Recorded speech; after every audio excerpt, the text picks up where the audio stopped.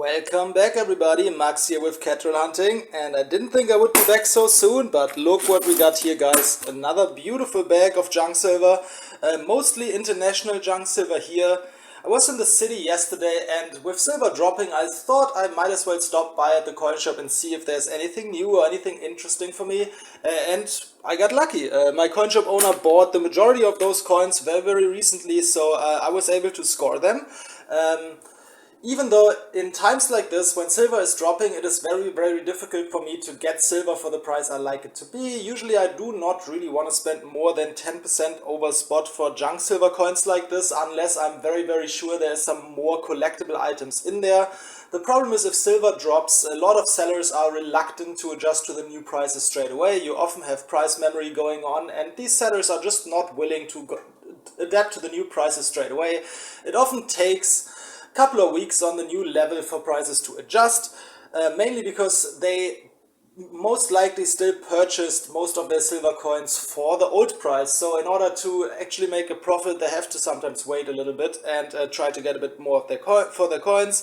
So it was a little bit of a back and forth, and I almost backed out of the deal, but in the end we agreed to call it 80 cents a gram for this lot.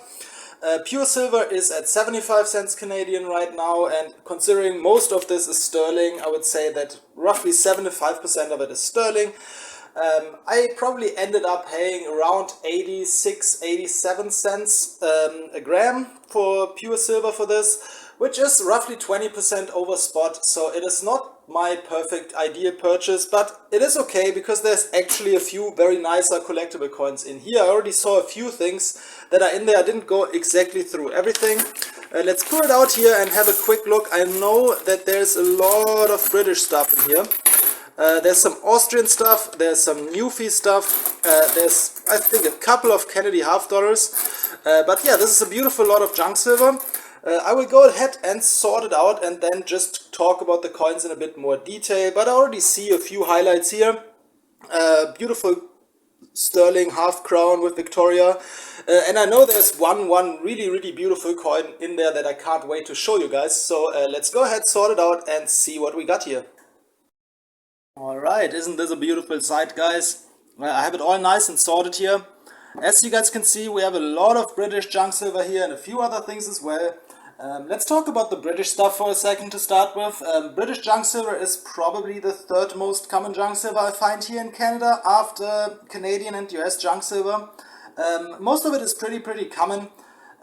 As you guys probably know, in the UK they made sterling silver coins until 1919, and from 1920 onwards they switched to 50%ers. I personally usually do not love stacking the 50% silver, as it is usually you lose some money if you resell it, and it is just overall not super desirable, and it's also very common and everywhere.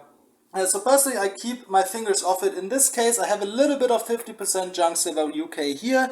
As you guys can see, we have 3 6-pence and 5 3-pence, and they are in here because I personally try to avoid cherry picking every lot that I get at the local coin shop, and that has very good reasons. If you cherry pick too much in the coin shops, you will end up having not the best relationship to the coin shop. They will feel like you're trying to take advantage of them. In my opinion, you're usually better off to like buy junk silver lots and not be too picky about like what parts of them you buy, because that just doesn't give the coin shop an incentive to give you a very good price for things. It doesn't give him the option to like sell you things that he would love to sell, and if I only pick out the best coins of each lot, I'm very sure I wouldn't get the prices that I get now. So I just decided to like swallow this little bit of British junk silver. In the end it wasn't that much, and if it's like an excessive amount I just keep my fingers off the lots, or like I pay a bit more for the better coins, but in the end I have no problem having like a small amount of those British junk silver coins. On the top here we have around 80 British sterling silver 3-pence pieces, all of them with George V. And these are a very nice stacking coin I find, because they have a very nice fractional size and they have a very high purity while they are not being very collectible. There's actually no key date in this series really. They made this design at least with George V. I think there's some Victorian coins with this too. And some Edward coins as well. But this series runs from 1911 to 1920, and there's not really any key date in there, in my opinion. Like most of them have mintages 5 million plus, so that's a pretty common coin. But in the end, I like getting those for close to spot, and I'm very, very happy having them. Next up, we have two 1964 Kennedy US half dollars, 90% silver. And US junk silver makes up the majority of my personal silver stack, because I believe it is always the best bang for your buck. It's very, very liquid. It's usually cheaper than bullion. It is very, very easy to resell, and it's very recognizable. So I like prioritizing my junk silver to be US silver coins. So that's why I picked up these two Kennedys, even though I paid like a quite high percentage over spot for this overall lot compared to what I usually like to pay. But in the end, I thought that that would be balanced out by the few more collectible coins that we will talk about a bit later here. So no, I have absolutely no problem adding another two Kennedys to my stack. Next up, we have some Austrian 25 shilling coins, and these are 80% silver. They're roughly the size of a half dollar. I think it's a slight bit smaller than a half dollar, as you guys can see here, a very slight bit. And these are actually NIFCs, so they were not really intended to be in circulation, even though many people actually use them in circulation. There's 25 shilling coins, there's 50 shilling coins, and there's also 100 shilling coins. And Austria is one of those countries where the variety, there's a lot of variety with the silver purity in their coinage. The normal circulation coinage is like 64% silver.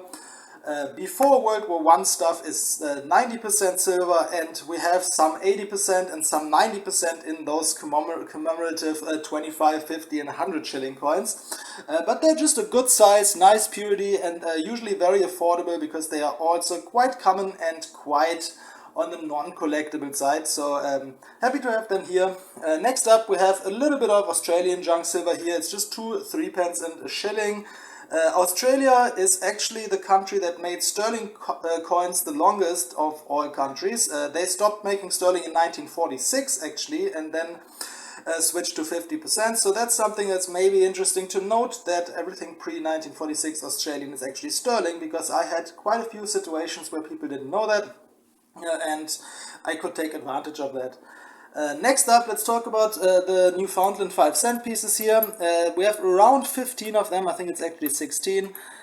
Down here we have all the George VI ones from the 40s. A lot of 41s, and these are all very, very common. And again, as always with the Newfoundland coinage, they are worth much less than you would assume if you see the mintages of those coins. Most of those coins have mintages in the low 100,000s, or even sometimes below 100,000. But again, they don't command a huge premium. These 5-cent silver usually are very, very difficult to get for anything close to spot, because there is still some collectors out there for these coins. So I'm happy to get them quite close to spot. Noteworthy up here, we have a 1903. Which is definitely one of the better dates here in this series, and I'm very, very happy to pick this one up. And we also have a couple of 1908s and a 1917 and a 1912, all earlier ones. And the two Edward ones are actually better coins and something you don't see all day.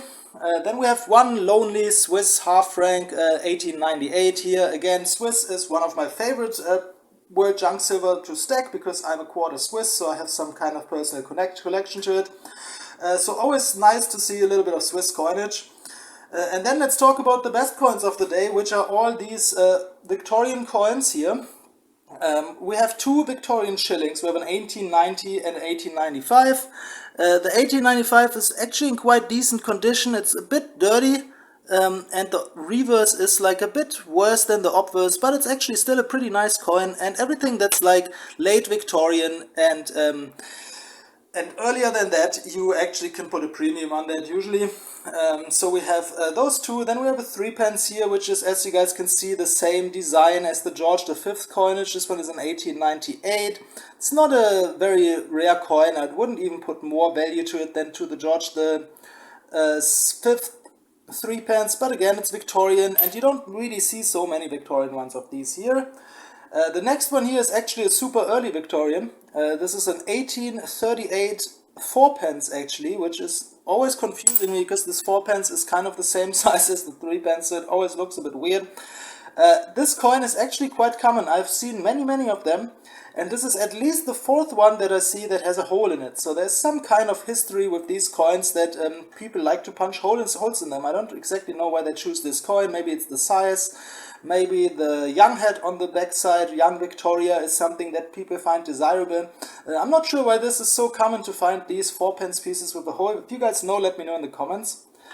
And then we have one florin here, which is the design where there's no date, so they are anything between 1878 and 1887 with the middle-aged Queen Victoria on them, I would say. Pretty beat up, so this one doesn't really have any non-junk silver value.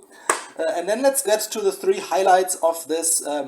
We have two very nice earlier Victorian half crowns here. This one is an 1878 and the other one is an 1885, I believe. And both have the younger Victorian head on the end, on the back. And like with most coins, also in the British coinage, the older and the larger a coin gets, the more desirable it is. So finding like early Victorian half crowns for anything close to spot is actually quite hard. So I'm very, very happy picking those up. I didn't find many for this kind of price range. So these two were like one of the reasons why I was willing to pay this premium. And now let's get to like the absolute highlight of the day, because this is just an absolutely amazing coin that unfortunately has a hole in it. So if you guys can see this here, this is a 1787 British 3-pence with amazing detail. It's George III on the end, and this is just an absolute beautiful coin. Just look at this. It looks like it might have been cleaned a little bit, but not too much. There's actually not too many scratches. And it has great luster, great detail. Even the beautiful edging on the side is still in perfect condition. And unfortunately, somebody punched a hole in it, which is very, very unfortunate, because if there's no hole in this coin, this is an absolute premium coin. I've seen a little bit of older British coinage like this in the past, and I actually have some, but in this kind of condition, I haven't really found something like this before without like really looking for it. So I was extremely thrilled picking this up. This is definitely my favorite coin of this lot. Especially the reverse is extremely beautiful. Like the detail to the head is beautiful, and I love this like very old European coinage. And this is like a very, very good way to end this video, guys, because this is one of the nicest coins I've found in a long time in those kind of junk silver lots. Nevertheless, that's it for today. If I find another lot, I will be back shortly, guys, and I hope you enjoyed this video. Let me know which coins you like in this video, and let me know if you have any information about these hold 4-pence pieces. That would be something that I find very interesting. If you want to support the channel, hit the like button, hit the subscribe button, and my eBay store is in the description again. So if you're interested, just pop by and see if you like any coins I have. And I see you guys soon.